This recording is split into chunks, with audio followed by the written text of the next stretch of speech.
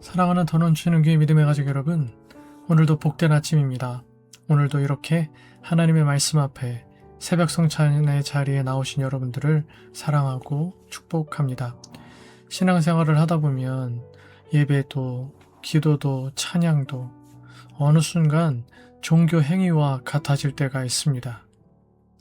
여러분, 교회는 다니지만 하나님과의 관계는 점점 소원해지고 있지는 않으신가요? 오늘 본문의 말씀은 우리에게 기독교라는 종교 생활이 아니라 사랑하는 하나님과 동행하는 삶, 그 사랑을 함께 나누는 삶으로 우리를 초대합니다. 오늘 말씀을 통해 하나님께서 찾으시는 예배자가 어떤 사람인지 함께 묵상해 볼 수 있었으면 좋겠습니다. 오늘부터 8월 말까지 여러분들과 함께 이사야의 말씀을 함께 묵상하도록 하겠습니다. 이사야 1장 1절에서 20절 오늘 본문의 말씀을 여러분들께서 먼저 이 영상을 잠시 멈춤해 두시고 모두 읽어주시기를 바랍니다.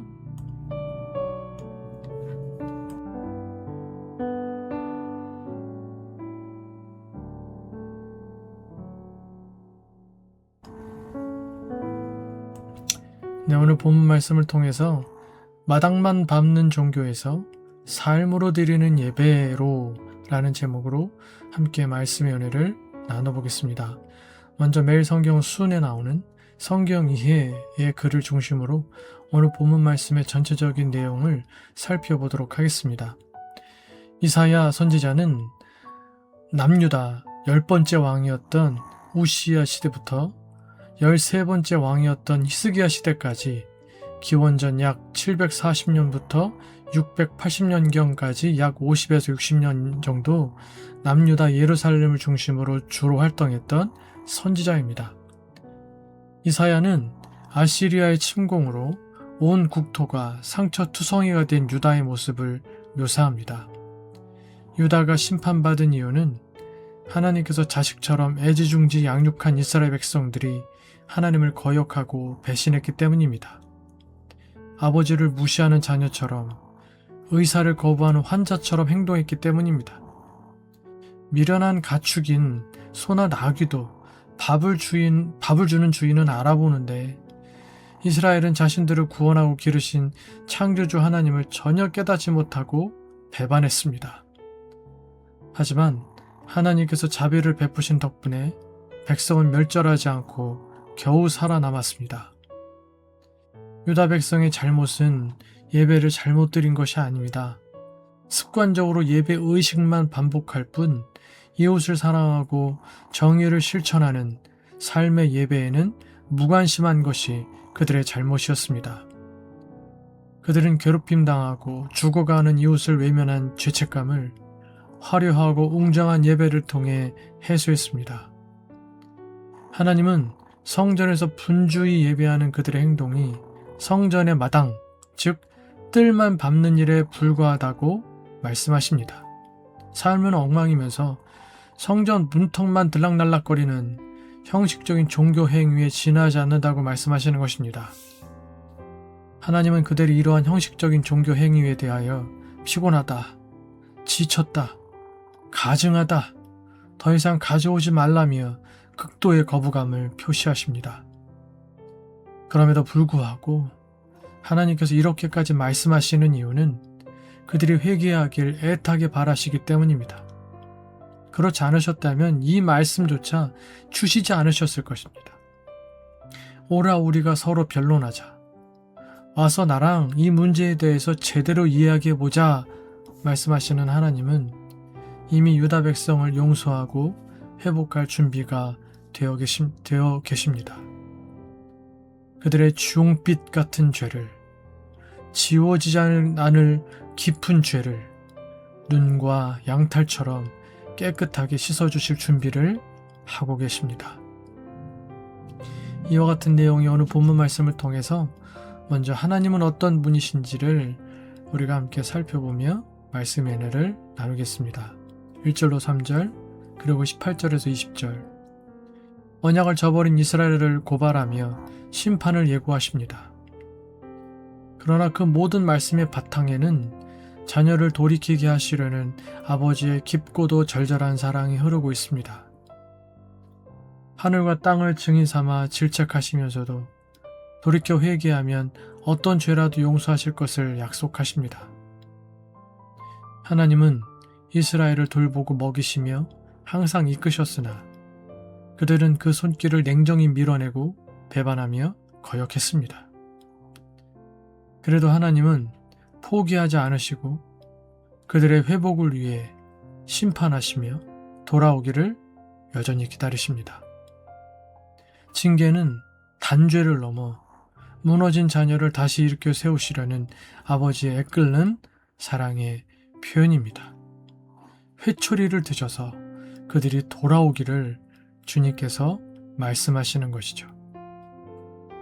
적용 질문 2가지를 드리겠습니다.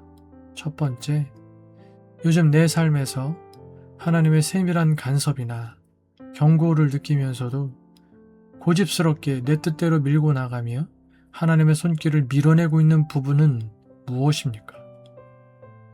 두 번째, 주홍 같을지라도 흰 눈처럼 씻어주시겠다 하는 약속을 믿고 오늘 당장 하나님 앞에 정직하게 쏟아 놓아야 할, 회개해야 할 부끄러운 죄는 무엇입니까? 두 번째로 우리에게 주시는 교훈은 무엇입니까?에 대하여 우리 함께 말씀을 나누며 묵상해 보도록 하겠습니다. 이 10절에서 17절, 형식적인 예배를 버리고 하나님 중심의 참된 예배를 회복해야 합니다. 유다 백성은 하나님의 말씀과 가르침을 삶으로 실천하기보다 제의적 행사에만 열심이었습니다.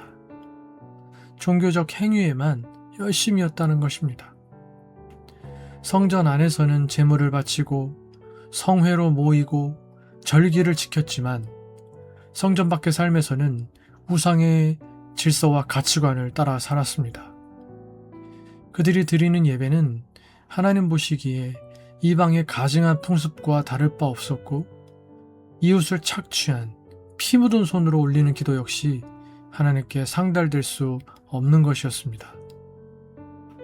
하나님께서 찾으시는 진실한 예배자는 악을 버리고 말씀을 따라 선행과 정의를 실천하는 사람, 온 삶을 거룩한 산제사로 하나님께 드리는 사람입니다. 적용.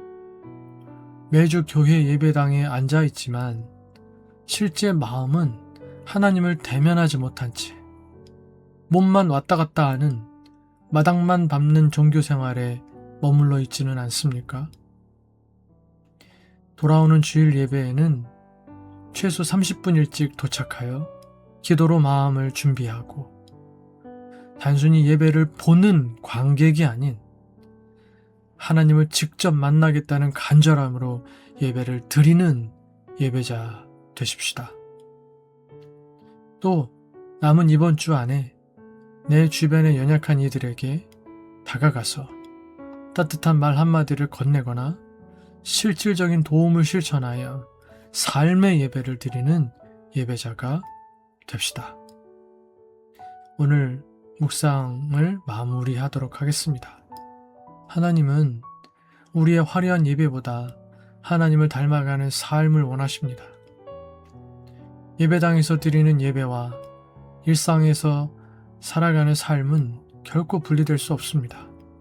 하나님은 형식적인 종교 생활에는 등을 돌리시지만 죄를 인정하고 돌이켜 정의와 사랑을 실천하는 사람은 언제든지 품어주십니다. 오늘 하나님은 우리에게도 말씀하십니다. 오라, 우리가 서로 변론하자. 이 초청은 심판의 선언이 아니라 회복의 초청입니다. 우리의 죄가 아무리 주홍 같고 진홍 같을지라도 회개하며 하나님께 나오는 사람은 흰눈같이 깨끗하게 하시겠다는 은혜의 약속입니다. 이번 한 주도 예배당에 문턱만 밟는 신앙이 아니라 정직과 사랑, 공의와 긍휼을 실천하는 삶의 예배를 드립시다. 하나님을 아는 사람은 예배 시간뿐 아니라 삶의 모든 자리에서 하나님을 드러냅니다. 참된 예배는 예배당에서 시작되어 세상 속에서 완성됩니다. 참된 신앙은 습관적인 종교생활이 아닌 하나님을 대면하는 친밀함에서 출발하며 성전 안에서 드리는 고백은 성전 밖 이웃을 향한 정의와 사랑의 실천을 통해 비로소 완성됩니다. 세 가지 기도 제목을 드리겠습니다. 첫 번째, 형식적인 신앙을 버리고 삶으로 하나님 중심의 진실한 예배를 드리게 하소서. 두 번째, 회개하는 마음으로 하나님께 나아가 날마다 거룩하게 살아가게 하소서. 세 번째, 정의와 사랑을 실천하며 하나님의 마음을 닮은 삶을 살게 하소서. 기도하시는 이 아침 되시기를 바라겠고, 또 우리가 늘 기도하는 대로 우리 교회를 위해서, 우리 교회의 영적인 성숙과 건강한 수적인 성장을 위하여서 여러분 기도해 주시고, 8월 16일 17일 날 있게 될 신앙 수련회를 위하여서 하나님의 큰 은혜가 임하여지는, 우리의 삶이 변화되어지는 귀한 수련회가 될 수 있도록 여러분 기도로 준비하시기를 바라고, 또 우리 믿음의 가족들 서로를 위해서 우리 믿음의 가족들이 주일 예배의 삶을 타협하지 않고 최선을 다해 주일 예배의 삶을 신실하게 드리는 신실한 예배자로 서게 될 수 있도록 위하여 여러분 특별히 기도해 주시고, 저를 위해서 또 여러분들의 개인적인 기도 제목 들려서 기도하시다가 일상의 삶을 시작하실 수 있는 이 아침 되시기를 바라겠습니다. 함께 기도하시겠습니다.